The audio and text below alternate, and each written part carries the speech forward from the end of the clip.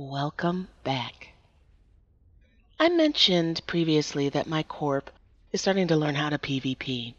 I think everyone in the game should know the basics for defense because Eve is a PvP game. Now, while I share my footage with you, this was taken on Sissy, and I was horrible. I want to share an experience that I had recently with an Eve player in real life. The other day I went to the store and an Eve player who wishes to remain anonymous, that I talked to in-game on Eve voice chat from time to time sent me a message via Facebook. The message came to my phone and I replied that I was at the store and I'd look up the info when I got home. Well, about 15 minutes later, another message came through Facebook to my phone by this person asking if I was still at the store. Now, at this point, I'm starting to get annoyed. And I said, yes, I have some things to do, and I'd hit him up when I got back home. So about 5 minutes later, I hear over the loudspeaker, "Tyme White, please come to the customer service desk." And so, as a parent, when you hear that, you always think the worst. So I hurried to the desk because I thought it was the kids that were paging me, and they, for some reason, couldn't get through to me on the phone. So I was concerned. So when I got to the desk to hand me this receipt, saying that there was a cake for me to pick up at the bakery. So being hugely relieved that it wasn't the kids, and I was sending a message to them while going to the bakery to ensure that everything was okay, it dawned on me on the way to the bakery, why was there a cake for me? So, talking to the bakery lady, she said that someone paid for a cake for me, and she showed me my options. So, I picked a small cake, since I don't eat sweets all that much, neither do the kids.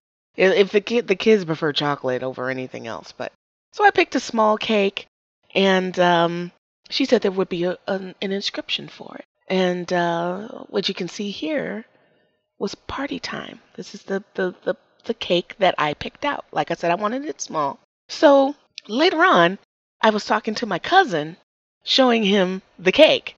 And he asked the obvious question that I did not think of. How did the Eve guy know where I was? So to make a long story short, I asked the Eve viewer, I'm like, look, dude, how did you know where I was? And so he mentioned that I posted some pictures that I had taken at the store. And it seems as though every other store that I go to, I mention by name. Like if I could go to Walmart, I'll say Walmart. Home Depot, wherever I'm going, I mention it except the grocery store, which I say the store. So he was under the thought process that he had nothing to lose because if I didn't respond to their page and I really wasn't at the store, then he would have been refunded the money. And he thought that it would be nice as a nice gesture because him and his wife enjoy my videos. And they thought that the cake would be enjoyed by myself and the kids would enjoy the cake.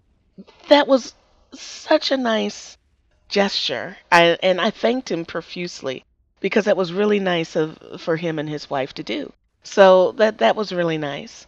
So I mentioned what happened on Facebook. And it was commented that it was a nice gesture, but it was creepy. Saying that people have boundaries, was it a cross of that boundary to initiate the purchase of the cake without me saying I was at such and such store? And so I said it was okay to me because of who it was. Because I trust this Eve player and his wife, I didn't have a problem with it. But just anybody doing that, yeah, that is definitely creepy. And I admitted, I try to be fair on things. And I admitted that I had to assume some responsibility for this because, especially during the holidays, people are giving and they want to, just like I do, show appreciation for the things that we enjoy. And I did not make the information, like the Amazon wish list or the donation links, easily available for those that want to send gifts or donations. I didn't do it. I failed with that because, and this is no excuse, um, I suck at doing things for myself. I'm great at doing things for other people, but horrible at myself. But there are, like for example, a growing number of people using ad block, and I totally get that. Because with sites like Facebook getting ready to implement these auto playing video ads, yeah, it's intrusive to the point of just being ridiculously greedy. So I totally get why people use ad block, and the high use of it makes it known that it's not going anywhere. But there are people that understand that the caveat is that is if unless you whitelist the sites that you're visiting, you're taking income away from those sites. So there are people that want to do their fair share, find a happy medium, and they want to pay or give money in exchange for, using ad block, which is 100% fair. Or, during Christmas, birthday, or, for whatever reason, they want to give me something, and I have made it very difficult to do that, and I apologize for that. There are many that have expressed wanting to help jumpstart the channel, and I am currently in talk with vendors that I can't mention right now to be able to give away techie items, things for your computer to help your gaming experiences to the viewers of the channel. And this has become very mainstream in the gaming community. There are many people that watch my videos that only play one game, and that's Eve or Star Trek or World of Warcraft or Minecraft. They only play that one game, so they're not really in the community. They're just viewing videos. So let me show you, what, when I talk about these donations and what I'm talking about. And for the record, the ones that I'm about to show you are men, because men, contrary to popular belief, are the dominant recipients of these donations. And I'm showing you these from Twitch TV, and I'll explain why in a minute. The one on the left is from a streamer called Soda Poppin'. And yes, those numbers are real. He received more money from one person than many people make in a year. The middle column is Swifty's channel. Soda and Swifty are, you're going to hate this, World of Warcraft players. Matter of fact, all three of these are, now that I stop to think about it. And these people on Swifty's channel all gave over $100. That's what you need to give to be listed on his page. And there were high ones too. I just picked this as an example. And the last column is the more typical size channel from Elemental QT. He's a smaller channel, but most of his donations are in, like the $10, $20 range. But he receives his fair share, as you can see, of the larger ones. On YouTube, there isn't a page like this where you can list top donators.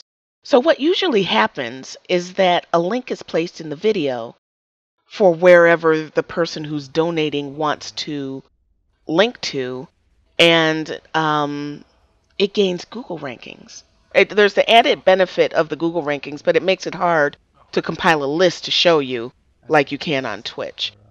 I showed you this because I wanted to formally apologize.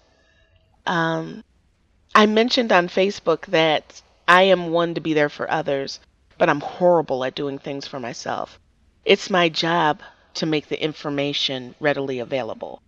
And I just, particularly the past couple of years, with my mom's cancer, and then I turned around and got triple pneumonia.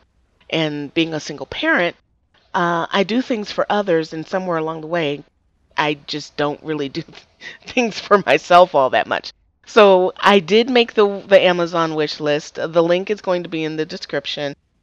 It pained me to do it because it's like I'm asking for something, and I don't do well with that. But the truth is when you put the hours in, when I do my Let's Plays, I actually edit the video. A lot of people don't. I do. a lot of editing. For that 10, 15 minutes, you're seeing several hours go into it. So, and the writing's on the wall. I think, just as you can see with Twitch, they have a strong subscription donation foundation that outweighs the ads. From what I hear from the people on Twitch and many on YouTube, the smaller channels on YouTube, the donations and the subscribers, because you have to pay to subscribe over there, way outweigh any advertising revenue. Because just like on YouTube, when it depends on where the person is, whether they're using ad block, mobile units aren't monetized. I mean, there's a lot of things. It's very hard to monetize content now. I don't understand why. We can send things up in the sky, but we can't monetize something. It doesn't make sense to me. But anyway, my apologies for that, and I'm going to get better at that. I'm going to get the P.O. box, and I am going to next year start injecting myself more in the videos. So, yeah.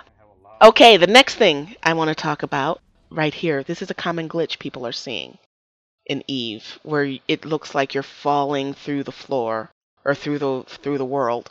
The way to get away from this is to just do anything that requires session change, warping somewhere, undocking, going from station mode to hangar mode. Anything that requires a session change will stop that. Okay, the third thing and the last thing, The Walking Dead Season 2. I did Season 1 and I did 400 days. And if you watched my Season 1, you know that there were parts in it that were very emotional, where I actually broke down and cried in some of those. So I've got messages asking if I'm going to do Season 2 since it was released this week. I would love to do it. There's just one problem. With the new YouTube changes and the freaking content ID matches and potential copyright strikes, I'm trying to get permission to be able to do it by Telltale Games. Because as you can see on the screenshot here, Telltale Games has made it very clear they do not like their content being monetized. On my channel, my stuff is automatically, monetized. So I have to be very careful when I upload it, what I'm uploading. And this is a perfect example of why this is happening. Because Telltale Games has made it very clear, as you can see here, they don't like it, but you see monetized channels uploading it. So did they get permission? Did they strike a deal? Or are they just unaware? I know in my network, nobody mentioned don't touch it. And I think that's something that these managed networks should do. It's say, look, particularly to the affiliates, actually, it's really to the managed people, because from what we were told, people putting up content like this, when you're managed, puts the whole network in jeopardy. This is where lines have to be drawn, because either you like it being monetized or you don't like it being monetized. If you don't like it being monetized, shouldn't matter how big you are.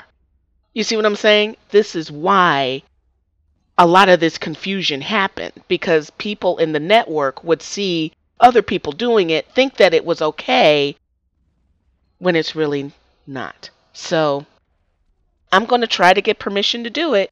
But if I can't get permission, their stance, Telltale Games' stance is, it's okay to do a Let's Play, but we frown upon people monetizing it.